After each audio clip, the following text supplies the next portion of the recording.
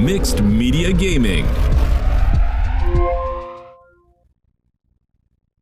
Welcome back to Mixed Media Podcast. We just finished with one segment that was an interview with two composers, and that was a Ben segment, so that was very interesting. So if you missed out on that part, you can check out the recording whenever it's posted. For now, I'll be talking about Steam Profit, which is a game of sorts, and I'll explain that. Let me pull up my notes on this. Oh, I closed it. Oh no. Yeah. So a while ago, I was on I think I was on Reddit. I can't remember where I found this. I think Reddit, and I stumbled upon a link to an article called "What I Learned Playing Steam Profit." I'll post the link later, but it's written by someone named Lars Doucette, who has made a number of video game articles, and he explains this concept of Steam Profit. Also, it's worth mentioning that this guy also created a website called GameDataCrunch.com, which is a pretty useful resource for sort of figuring out certain market trends within the video game industry. So in the article, some interesting statistics were covered, but that's not the point of this.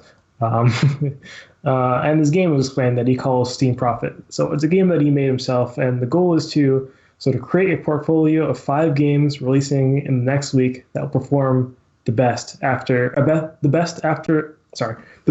month after release, sort of with some caveats. And we're only looking at Steam for simplicity's sake. I can't speak today, and I'll get to how well the game performs, how that's measured. So essentially, after a month, each game is awarded Steam points based on its performance. So the equation is you take the estimated lower bound of players currently playing the game, you multiply by the price of the game, the lowest price the game has ever been within the 1 month interval, and you round down to the nearest 1,000. I'm not going to get into why that is the equation for Steam points, but just think the better the game does, the more Steam points it gets. In general, usually it's a rough estimation because Steam doesn't release data on how many copies a game sells and stuff like that. So you have to sort of try to guess it. And this is sort of this equation. Steam points represents essentially the lower bound of money that the game could have made, essentially. So if someone gets, say, 1,000 Steam points, you can be reasonably certain, I think he says like 98% certainty or 96% certainty, that the game made over $1,000. May have made well over $1,000, but at least we know it made $1,000, probably. And so this is used, it could be used on, to get better at guessing whether games will perform well or not. And, this is useful for, one, it forces you to perform market research, figure out what works, what doesn't work. You can examine the common trends, maybe in certain time periods that you see that certain games are getting a lot of Steam points all of a sudden. And it's like, why? Well, maybe certain aspects of them are similar enough, and you sort of learn. You learn what works and what doesn't work. This is mostly a marketing thing. It's not necessarily, let's see, what game has the best game design, because, well, as we know, game design doesn't necessarily sell copies. That is definitely a big portion of the equation, but a lot of it is certainly marketing, because if you don't market your game, then, you can have the best game design in the world, but, nothing much is going to come out of it. So, that's essentially the concept of Steam Profit. So, this Steam Profit used to have a website. The creator of that article made a website called steamprofit.com. Well, unfortunately, it seems to be taken down. It's referenced in the article, but the article was posted like 4.5-ish years ago. So it's, I guess, I don't know, maybe it wasn't all too popular, and maybe the domain costs a decent amount of money, so you just got rid of it. But unfortunately, you can't find it anymore. But I believe you used to be able to sort of create groups that you can compete amongst people to see who will be the best at predicting, which games in your portfolio will have the most Steam points. So I wanted to do an attempt at this about a week ago, but unfortunately I couldn't find a convenient way to find games that came out within a week, because the only games you're allowed to add to your portfolio are games that were released within a week of you starting playing, essentially. I assume the way the creator of the article did it was just simply by going to Steam's like upcoming releases page, which they have and still have, and just went down the list and just looked at, which of these 5 look like the best.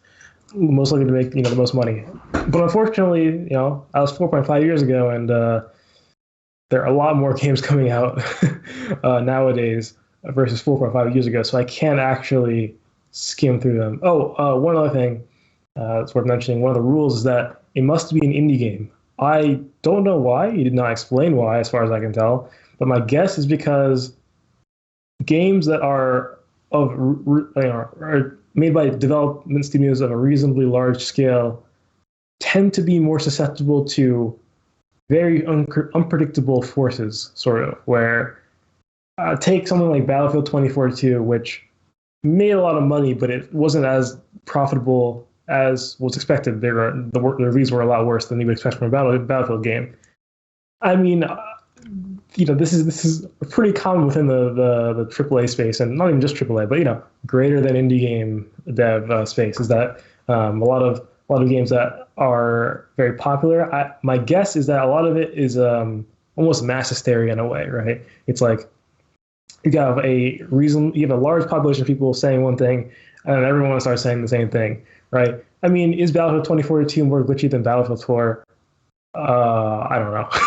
Battlefield 4 was pretty bad upon launch in terms of glitchiness, but I don't think that received as bad as a negative reception. So I think that's my guess as to why the creator decided to remove non-indie games from his list, so only indie games. So I checked when I tried to essentially start doing a Steam Profit thing about a week ago. I think I saw that on their upcoming releases tab, about 3,800 games were coming out. That is way too many for me to look through, obviously. And Steam does not have any simple way of filtering by date. So there's no within 1 week, because that's exactly what I needed. There's no within 1 week thing. It's like some games just say 2022, but don't say when. I looked for websites that did that have, because there are a lot of websites that essentially just data scrape Steam and stuff like that, but I couldn't find one like that. So I was like, I'm going to create my own. It's not that complicated. Just to create a bot, essentially, that goes on the Steam upcoming releases page and gives me all the names of all the games that are coming out within a week. Unfortunately, as with all programming projects, it is a lot more complicated than I originally thought it was. The reason being is that on the Steam upcoming releases page, it has the title of the game, and to the right of it has the date that the game will come out, the estimated date. That's fine. It's enough data, right? The problem is the date isn't in a standardized form. So what I mean is sometimes the date is in a different language. If the game is coming out in a country whose native language is not English, so my program has to filter through all that garbage essentially. I have to deal with that. Is also not standardized, like the formatting of the date. So some things might say, the game's coming out on, let's say it was like today, it'd be like 1/7/22. Some will say January 7th, 2022. Some will say 7 January 2022. And having my bot, decipher what the date actually means, and is that within a week, that is kind of painful. So I have not completed the bot yet to this date. And I don't know. I am fairly certain I can do it by, you can do simple things like, okay, I just ignore games that are not made, that are made outside of a non-English speaking country, right?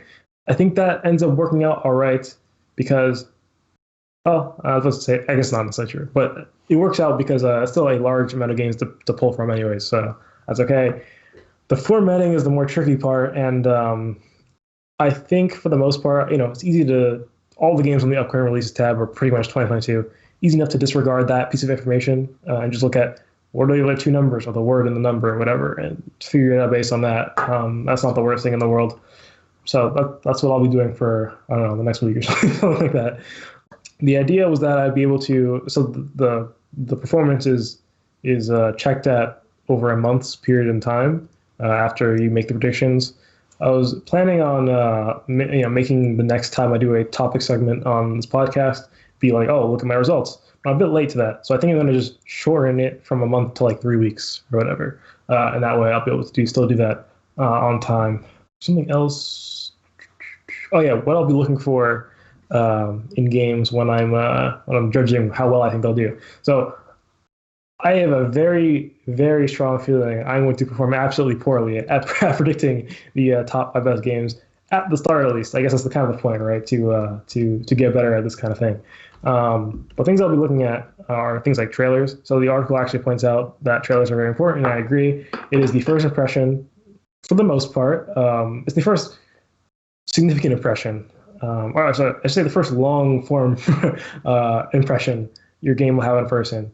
I guess the truly first impression would be like the thumbnail of the game or whatever. But yeah, the first long form impression will be the trailer. It hopefully shows off gameplay. If not, you can still judge it based off of how well they presented some animation, I guess. And it'll show whether the developers are willing to put work in to make something that's of value. Because if you look at some game, you see the trailer is like poorly made, like there's some weird things going on in the trailer that could have easily been fixed. You can probably make assumptions about the game. It's like, what if their work ethic is just like that for the entire thing, right? That may not be the case. They may just have slacked off in the trailer, but I think it's at least a somewhat indicative of what the quality of the game is likely to be. Aside from trailers, you can look at the type of game. So there's a lot with this. So some genres have a bigger audience than other games. Casual games tend to pretty much always have larger audiences than competitive ones. With some that's not to say that there are not competitive games that have larger player bases than some casual games. That is for sure the case. If you have a really bad casual game and a really good competitive game, it's just what's going to happen. Some genres are harder to pull off well than others. So, if you're making like an FPS, I mean, the formula is pretty simple. I don't know, if you're making like some MMORPG, I think it's a bit more tough for you. And and some genres I would mostly rule out of my list. I don't like to judge games based on genre, but like you're making like a platform game, it's like a puzzle, like a puzzle platformer. It's like, all right, I've seen enough, bro. I've seen enough of these. I don't want to see another one. I think that is the general outlook of a lot of people too. So not that your game is necessarily bad because it's a puzzle platformer. I think it'll be disregarded by a lot of people. Say 2D puzzle platformer, you are probably going to be ignored by people. There are obviously cases where that are what do you call them, outliers, right? Like Celeste, which won Indie Game of the Year that one time. It was nominated for Game of the Year, right? I think that I'm sure like one of these days I'll be playing Steam Prophet and a 2D platform puzzler, or sorry, puzzle platformer will beat something in my portfolio. But for the most part, I think it's not the case. So I will be very skeptical whenever I see a puzzle platformer. Also publicity. So like, do they have a social media presence? That's very important. Do they have a publisher? And I know people might be saying, oh, but I thought you're only looking at indie games, and if they have a publisher, it's not an indie game. I don't know, man. The Steam considers things that have publishers indie games sometimes. I think Devolver Digital considers itself an indie game publisher, whatever that means. So I guess I will have to look out for publishers. And it has a publisher. If it's like Devolver Digital, I mean, I'm probably going to put that on the list. That is a pretty big deal relative to the rest of the other factors. And likely if that's your publisher, everything else has already come together. Right? Your trailer is probably looking pretty good, stuff like that. So and I'll see if it's an established developer. So have they made a game before? Did it have a good reception? Is it just shovelware? Stuff like that. And lastly, but certainly not least, what do I predict of the actual quality of the game in terms of like, I look at this. This looks like something that's been designed well. So it looks like it's fun to play. That's obviously the most important part of the game. And that's pretty much all I have to say about this topic. I was kind of blazing through because it's already 8:30. I was speaking very fast, but I did manage to cover everything that I meant to cover. And then, wait, but did you actually have actual picks yet, or did that? No. The issue is that like there's so many games. The article's made 4.5 years ago, and since then there's so many more games being put on Steam. So I said there are like 3,800 new games on the upcoming Steam release thing, but there's no date filter. So like I have to sort through them all, which leads me to make a bot to do it. But it's dumb, so I can't do that easily. Yeah. Okay, I think I get it now. Okay. Sweet. Will you post on Discord or something like that whenever you... So when I get my picks, yeah, I can post on Discord, and then the next time I do a topic segment, I can discuss how it turned out. Sweet. I accidentally misspelled picks in the in the artwork for this episode. Oh. It's Irving interesting. is you're too much of a camera person. Exactly. And with that, I will be going to the bathroom.